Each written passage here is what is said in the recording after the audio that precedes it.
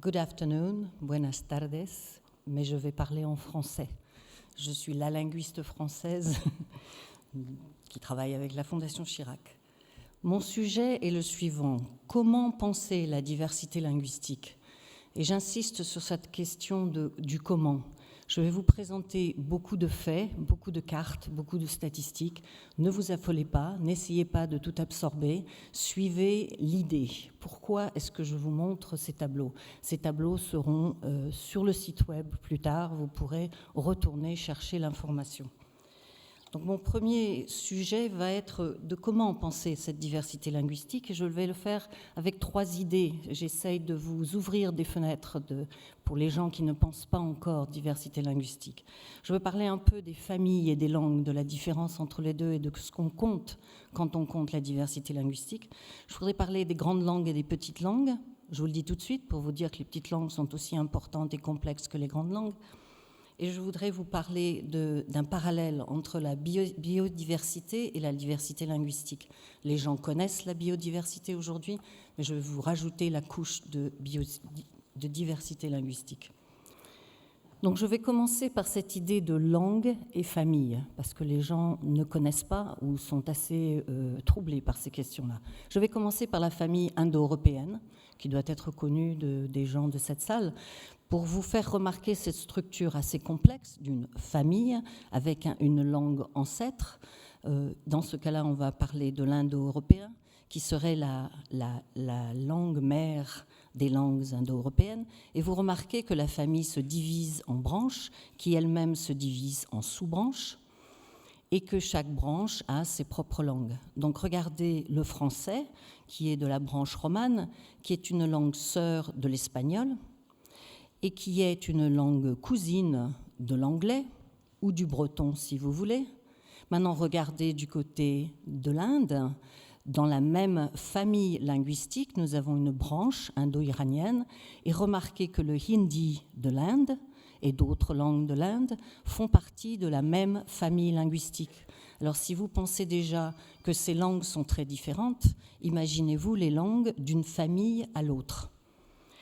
Je vous présente cette idée de famille parce que très souvent, les gens pensent que les langues, les petites langues, sont des dialectes et ne comprennent pas que c'est exactement la même situation dans le reste du monde. Je vous présente la famille Maya, en l'honneur de Rigoberta Menchú, en l'honneur de Nick Tessis, qui est ici, et parce que je suis moi-même mayaniste. Regardez la structure de la famille Maya, c'est la même structure que la famille indo-européenne, avec une langue ancêtre en rouge, une langue qui n'existe plus aujourd'hui, qui est reconstruite, qu'on appelle une proto-langue, et des branches qui se sous-divisent en branches pour finir avec un décompte de 30 langues parlées entre le Mexique et le Guatemala.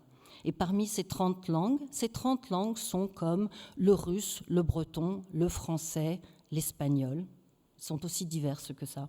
Parmi ces 30 langues, j'en ai choisi quelques-unes, le 3, le yucateco, le 8, le chol, parce que ce sont les langues que l'on trouve dans les écritures hiéroglyphiques.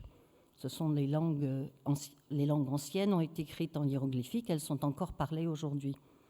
Le tzotzil et le tzeltal, le 10 et le 11, parce que peut-être vous avez entendu parler de ces langues, ce sont les langues que parlent les zapatistes au Chiapas. Je n'ai pas marqué, mais le 16, le popti est la langue sur laquelle je travaille, et le quiché, la 23, est la plus grande langue du Guatemala. C'est une langue majoritaire de près d'1 million de locuteurs, et elle est parlée par Rigoberta Menchú. C'est aussi une grande langue avec une littérature classique. C'est dans cette langue qu'est écrit le Popol Vuh, qui a été écrit au moment de la colonisation. Donc voilà, les langues mayas ne sont pas des dialectes, ce sont des langues, et elles appartiennent à une famille qui s'appelle la famille Maya, qui a 30 langues. Deuxième concept, petite langue et grande langue. La raison de vous présenter ceci est que les gens pensent que les grandes langues sont des vraies langues et les petites langues, ce n'est pas vraiment des langues. Non, linguistiquement, ce sont toutes des langues. Mais la question est très disproportionnée dans le monde. Regardez ces statistiques. Quelquefois, les gens disent 90%, 10%. Dans certaines sources, j'ai trouvé 96%, 4%. Voilà les chiffres. 90, 10, 96, 4. avec une relation inverse. 96% de la population du monde, la grande majorité de la population du monde, ne parle que 4% des langues du monde. 4% des langues du monde, dont les principales sont celles que vous voyez sur la carte en dessous. Au passage, remarquez que le hindi est une des plus grandes langues du monde. C'est une langue indo-européenne, mais du côté indo. Et donc les petites langues. Je répète, les petites langues sont autant des langues que les grandes langues, et linguistiquement, elles sont aussi complexes que les grandes langues. Elles demandent énormément d'études, même si elles ne sont pas écrites, même si elles ne sont parlées que par 150 personnes, elles ont la même structure, la même complexité de structure que le français ou l'anglais. C'est le travail des linguistes de terrain. À l'inverse, 96% des langues du monde, sur 6000 langues, 96%, vous voyez ce que ça fait des 5000 langues, sont parlées par 4% de la population mondiale. Qu'est-ce que ça veut dire? Ça veut dire que, en moyenne, les langues sont parlées par des populations d'à peu près moins de 1000 locuteurs. La majorité des langues du monde sont parlées par très peu de gens. Et ce sont des langues. Je vous ai pris l'exemple de la famille Caribe de l'Amazonie, parce qu'elle est très exemplaire de ce qui se passe en Amazonie, une famille de langues qui a une vingtaine de langues, la plus grosse langue a 922 locuteurs, les langues ont en moyenne 232 locuteurs. Ce sont des vraies langues, il y a même des dialectes dans ces langues, il y a des langues formelles, des formes formelles de ces langues, il y a la langue parlée, il y a le registre religieux, vous avez tout, mais 200 personnes la parlent. Autre idée sur la diversité linguistique, donc, était de se souvenir de langues et de familles, parce que quand on parle de diversité linguistique, les gens ont plutôt tendance à compter des langues. Moi, je voudrais rajouter la couche de famille, parce que syntaxiquement, grammaticalement, structurellement, les langues sont encore plus différentes entre familles qu'entre langues. Entre le français, l'espagnol et l'italien, il y a des différences, mais elles sont plus grandes entre le français, l'italien et le swahili, et l'arabe et le chinois, qui sont de différentes langues. Et si vous regardez la distribution dans le monde, ce qui est frappant, c'est qu'il y a beaucoup de langues en Afrique, beaucoup de langues en Amérique, en Asie, mais passez de l'autre côté de l'Atlantique, regardez du côté de l'Amérique ce qui se passe, il y a énormément de familles de langues, en particulier en Amazonie. Regardez cette énorme tour rouge en Amazonie. Elle veut dire que les langues d'Amazonie appartiennent à des centaines de familles différentes. C'est comme si vous étiez en France et à Paris, vous parlez du français, de l'européen, à Strasbourg, vous parlez du chinois, à Marseille, vous parlez de l'arabe, et à Bordeaux, vous parlez du swahili. Dans une même zone d'Amazonie, vous avez cette diversité linguistique. Deuxième point, donc, comment penser la diversité linguistique? Penser famille, penser langue. Comment penser la diversité linguistique dans le contexte de la diversité biologique? La diversité biologique est plus connue aujourd'hui. Je vais faire un tour du monde géographique des deux sortes de diversité. Voici donc la diversité biologique, qui est relativement connue. Voici la diversité linguistique, une espèce de moyenne entre les langues et les familles. Et voici la diversité des deux superposée. Et comme vous remarquez, c'est la même ceinture autour du monde. Là où vous avez la plus grande diversité biologique, vous avez aussi la plus grande diversité linguistique qui se passe entre un tropique et le 45e parallèle. Et voici l'idée que je veux vous transmettre à propos de ce chevauchement entre diversité linguistique et diversité biologique. Quelque chose qui est évident pour les linguistes et quelque chose qui a l'air d'être toujours tu, pas dit, peut-être exprès, sur ce chevauchement. C'est qu'il y a des peuples qui parlent des langues dans cette forêt, dans ces forêts de grande diversité. Je vais prendre un cas, celui du Brésil, dont on parle beaucoup. Le président Lula est en train d'essayer de ralentir la déforestation du Brésil. Regardez la zone de déforestation sur la frontière de la Bolivie. Regardez bien où c'est. Et maintenant, regardez cette même zone sur une carte dressée par l'UNESCO des langues en danger du monde, la page de l'Amérique du Sud. Ce cercle est exactement le même cercle que celui de la déforestation du Brésil. Et vous voyez la liste qui est encerclée, ce sont les langues qui sont parlées dans la zone de déforestation que je vous ai indiquée. Et pour regarder de plus près, cette zone de déforestation que vous avez à gauche, ces cartes en vert auxquelles on est maintenant habitué, qui deviennent marron, regardez à gauche, vous n'avez probablement jamais vu cette carte, c'est la carte des langues qui sont parlées dans cette forêt déforestée. Il y en a une trentaine et elles sont toutes à différents degrés de danger. Regardez en bas la légende, il y a les langues qui sont en danger, il y a les langues qui sont très en danger et il y a des langues moribondes. Ce qui m'amène à ce sujet de langues en danger. Les linguistes se préoccupent de la situation, de le phénomène de langues en danger. Et souvent, les gens nous demandent « mais pourquoi et comment est-ce que les langues sont en danger ?» J'ai décidé d'aller très vite et de taper fort et d'utiliser 3 mots. Les langues disparaissent de 3 façons principales. Ce sont les morts par massacre voulu, par maladie contractée par contact, par déportation ou même par famine. La déforestation veut dire famine en général et destruction de petits groupes de 120 personnes qui, au bout de 2 ans, ont perdu la moitié de leur population et qui ne vont plus parler leur langue parce qu'ils ne seront plus là. Deuxième cause, la plus grande maintenant, celle qui statistiquement est la plus importante, est la discrimination. Discrimination par politique linguistique pour éradiquer les langues. Discrimination, c'est cette attitude de dévalorisation des langues qui fait que les gens qui parlent ces langues ne sont pas fiers de leur langue, cachent leur langue et ont tellement peur de faire du mal à leurs enfants qu'ils commettent ce qu'on appelle entre nous un suicide linguistique. Les parents décident de ne pas transmettre la langue à leurs enfants.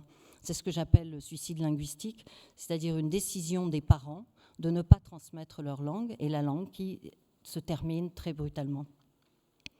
Les linguistes ont travaillé sur des méthodes, des calculs. Rigoberta nous a dit il y en a assez de ces études, mais voilà, sur une façon d'aborder le danger des langues et se sont dotés, entre autres, d'une analyse de facteurs. Ceci est la liste des critères de l'UNESCO de 2003 qui ont été proposés par un groupe d'experts dont j'étais. Donc je connais ces facteurs, je sais ce qui marche et ce qui ne marche pas.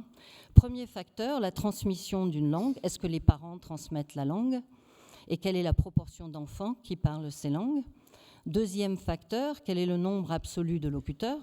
Troisième facteur, quel est le taux de locuteurs par rapport à la population? Et regardez bien l'âge des derniers locuteurs. Et ces critères sont utilisés pour arriver à une classification par niveau de vitalité qui ressemble au travail qui est fait par les biologues pour déterminer les espèces en danger. Nous reconnaissons 6 degrés de danger aux langues et remarquez entre autres le terme viable. Viable par définition des linguistes est une langue viable est une langue qui a une chance, qui a peut-être une chance de survivre jusqu'à la fin du XXIe siècle. Elle peut être parlée par 200 personnes et être viable. Et je vais vous montrer des cas concrets pour illustrer ces facteurs. Premier cas, celui des langues caribes d'Amazonie. C'est un exemple de petite langue, on l'a déjà vu, 230 personnes en moyenne. Elles sont viables par les premiers facteurs, par les 3 facteurs. Elles sont parlées par 100% de la population, tous les enfants la parlent, voilà. Elles sont viables, mais la population n'est probablement pas viable. La population elle-même est très menacée. Deuxième cas, le quechua d'Équateur. Le quechua est la plus grande langue d'Amérique. On dit qu'elle a entre 8 et 12 millions de locuteurs. En fait, entre parenthèses, ce n'est pas une langue, c'est un groupe de langues ou peut-être une famille de langues. Mais en tout cas, si c'est une famille de langues, c'est un des plus larges groupes d'Amérique latine. C'est le plus grand groupe d'Amérique latine.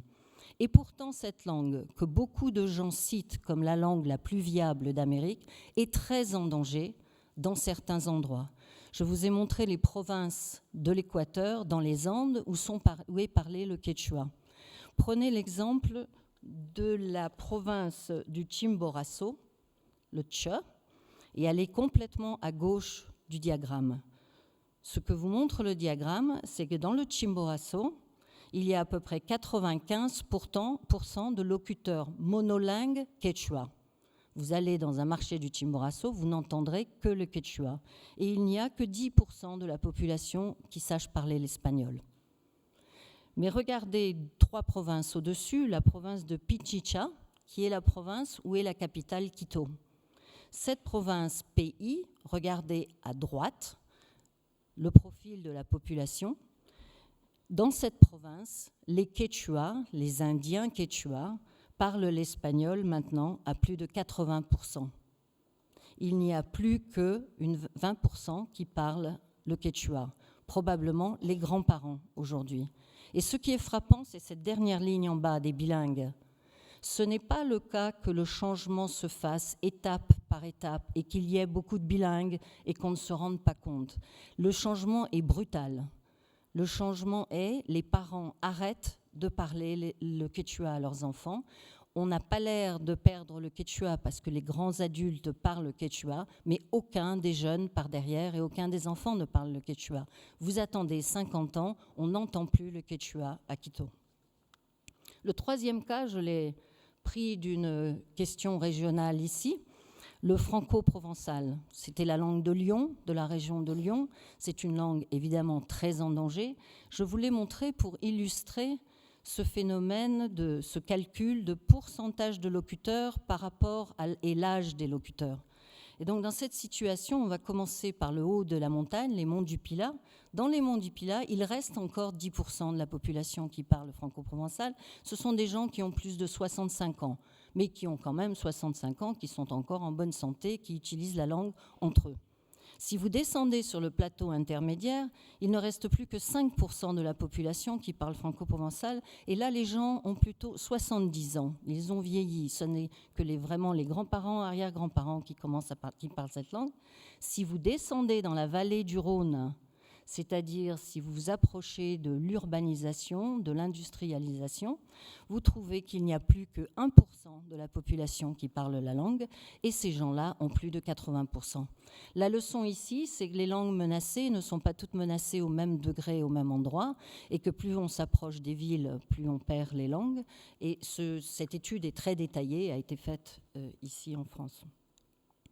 Et donc, toutes ces études ont amené les linguistes vers la fin du XXe siècle à lancer un cri d'alarme, une alerte, à peu près 20 ans après les biologues. C'est un retard des linguistes pour faire face à cette situation. Et ils ont annoncé un scénario catastrophe.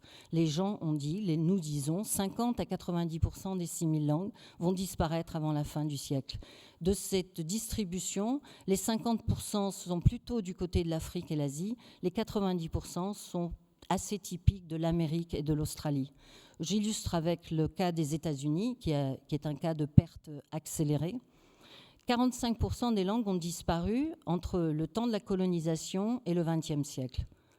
Mais aujourd'hui, des 175 langues qui restent, 93 sont en danger d'extinction. Regardez les chiffres, il y en avait à peu près 300 à l'arrivée des Européens, des Blancs.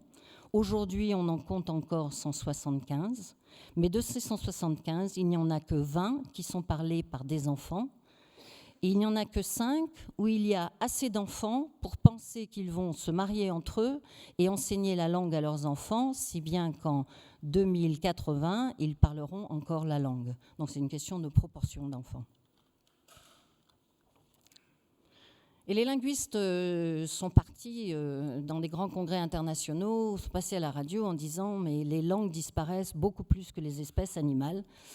Et il y a toujours cette vague qui nous revient très froide dans l'autre sens. Et alors, so what ? Et dans les coulisses, c'est pas plus mal que ça, on en a trop. Oui, pourquoi s'inquiéter ? Un linguiste, écrivain anglais, David Crystal, a publié en 2000, 1992, 98, 2000, 2001, 2003, c'est toutes les déclarations, c'est tous les premiers atlas de langues en danger. C'était juste le tournant le tournant là du XXIe siècle, l'entrée du XXIe siècle. Voici dans les termes de Cristal. Je vous les ai donnés parce que c'est du langage commun, ce sont des idées courantes, je les relirai. Derrière se cachent des arguments, on pouvait considérer des arguments scientifiques, des arguments environnementaux, des arguments littéraires, poétiques. Il dit pourquoi sauver les langues ou pourquoi garder les langues? Parce que nous avons besoin de diversité. Bon, je me raccroche à toute la question de la biodiversité. Parce que les langues sont l'expression de notre identité. Parce que les langues sont les dépositaires de l'histoire. La tradition dans les langues orales, l'histoire est dans la tradition orale. Parce que les langues contribuent à la somme des connaissances humaines. Si vous cherchez l'universel dans le langage, il faudrait peut-être considérer les 6000 langues et ne pas considérer que la centaine de langues les plus connues. Et parce que, voilà, ça c'est l'argument esthétique, l'argument des linguistes qui aiment les langues, et bien parce qu'elles sont intéressantes, parce qu'elles sont très belles, parce qu'elles sont magnifiques, parce qu'on les aime. Voilà, c'est une bonne raison. Donc les linguistes se sont organisés, ils ont eu des débats pour essayer de monter une liste d'arguments très rationnels pour convaincre le monde. Joshua Fishman, un sociolinguiste américain, nous prévient qu'on perd probablement notre temps, que cette question n'est pas une question rationnelle, scientifique, c'est une question d'idéologie. C'est vraiment une question d'embrasser la diversité, d'accepter l'idée de diversité, de penser que la diversité, c'est la vie et c'est bien. À moins que vous ayez cette attitude fondamentale, on peut vous présenter toutes les statistiques du monde possible, on ne vous convaincra pas. Voilà. Je pense que si vous êtes ici et si vous soutenez la Fondation Chirac, je n'ai pas trop à insister sur ces questions. Et donc la fin du XXe siècle a été le cri d'alarme, avec des chiffres terribles. 90% des langues du monde, c'est beaucoup plus que les baleines et c'est même beaucoup plus que les insectes. On va perdre plus de langues qu'on va perdre de poissons et d'oiseaux. Et les gens pleurent beaucoup plus sur les baleines qu'ils ne pleurent sur les langues. Mais il y a au XXIe siècle des réponses. On sent qu'on a pris un tournant. L'existence même de la Fondation Chirac est la marque de ce tournant. Il y a les déclarations des instances internationales comme l'UNESCO, comme l'ONU, dont on a déjà parlé. Mais surtout, je veux terminer sur le fait que si l'ONU a bougé, si l'UNESCO a bougé, c'est par la force des demandes des peuples autochtones qui sont pris en main leurs droits, qui se rendent responsables de la survie de leur langue. Et je voulais vous parler de 3 situations que je connais très bien, toutes d'Amérique, une de Californie, la situation du Guatemala et la situation du Nicaragua. La Californie, vous connaissez tous la Californie, vous avez entendu parler, San Francisco, Los Angeles, Hollywood, le Golden Gate. Ce que vous ne savez pas sur la Californie, c'est qu'avant l'arrivée des Blancs, c'était la région du monde la plus diversifiée linguistiquement. Il y avait énormément de familles de langues en Californie et il y avait des millions de Californiens indiens. 50 ans plus tard, il n'y en avait presque plus. Mais il restait encore, en 1992, à la fin du XXe siècle, c'est ça le miracle, il restait encore des locuteurs de toutes ces langues que vous avez sur la carte, qui ont survécu 500 ans de construction de Hollywood, de San Francisco et tout ça. Évidemment, dans ces villes-là, vous voyez que c'est 0, 0, 0. Le 0 correspond à des langues dont il y avait encore pour lesquelles il y avait encore des locuteurs en 1950 et pour lesquels les linguistes ont fait des études. Donc ils ont commencé dans les années 50 à l'université de Berkeley et en 92, parce qu'on était tous en train de compter les locuteurs des États-Unis d'Amérique du Sud, Liane Hinton à Berkeley a fait le décompte des derniers locuteurs. Les chiffres parlent. Remarquez le Karuk dans le nord où il y a encore quelques locuteurs en 92. Et voilà ce qui se passe en Californie et voilà ce que les Indiens de Californie veulent que je dise. Ils ne veulent pas que je dise qu'il y a des langues moribondes, que toutes les langues vont disparaître. Parce que ça n'est pas leur attitude, ça n'est pas leur posture. Ce qu'ils veulent qu'on dise, c'est qu'ils sont presque tous maintenant en train de réapprendre leur langue. Et ils ont monté un système, un programme qui s'appelle le Master Apprentice. maître-apprenti, dirigé par une professeure de Berkeley qui s'appelle Leanne Hinton, qui a trouvé des fonds et qui associe pendant toutes les vacances d'été un ancien, une ancienne qui parle nativement d'une langue maternelle, une langue, et qui s'associe avec un jeune de la même tribu qui veut apprendre cette langue. Et ce livre est une méthode, un livre de méthodologie de comment s'asseoir ensemble et comment apprendre la langue. Vous avez ici l'exemple d'une grand-mère et d'une petite fille Karouk. L'histoire du Guatemala, Rigoberta vous en a parlé un petit peu.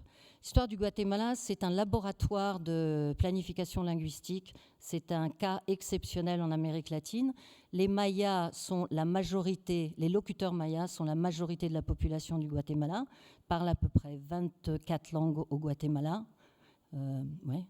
Et ils ont une académie des langues mayas, les langues sont reconnues officiellement et ils sont dans une dynamique de modernisation des langues, expansion des langues. Mais quand on parle de langues en danger et on dit qu'on va les revitaliser, certaines personnes pensent que c'est très ringard, qu'on va retourner dans le passé, la nostalgie des vieilles traditions. Les Mayas sont un exemple extraordinaire de synthèse entre le traditionnel et le moderne. Regardez à gauche, c'est un livre pour enseigner aux enfants du lycée de Jacaltenango la numération maya, qui se fait, comme l'a dit Rigoberta, nous, notre langue, elle est dans la pierre. Elle n'est pas sur Internet et volatile et virtuelle. Nous, on a la langue de nos ancêtres dans la pierre. Vous avez ici, dans la pierre, un très, très beau Apollon maya, qui a l'air d'inspirer une jeune Maya habillée en costume comme le sont Rigoberta et comme l'Énicté. C'est comme ça qu'ils sont encore habillés aujourd'hui. Mais elle est à l'ordinateur. Et elle a même un logiciel qui lui permet d'écrire des hiéroglyphes sur l'ordinateur. Et ça, c'est vrai, c'est ce qu'ils font aujourd'hui. Donc, on enseigne la numérotation maya à des jeunes mayas. Et une des raisons de faire ça, c'est que c'est pan-maya.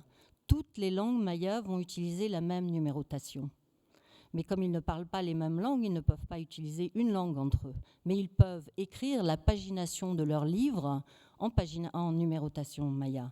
Attention, si vous êtes touriste au Guatemala, apprenez votre numérotation, parce qu'aujourd'hui, de plus en plus, les chambres d'hôtel ont le numéro en maya, et votre clé a un numéro en maya, et à vous de trouver la chambre.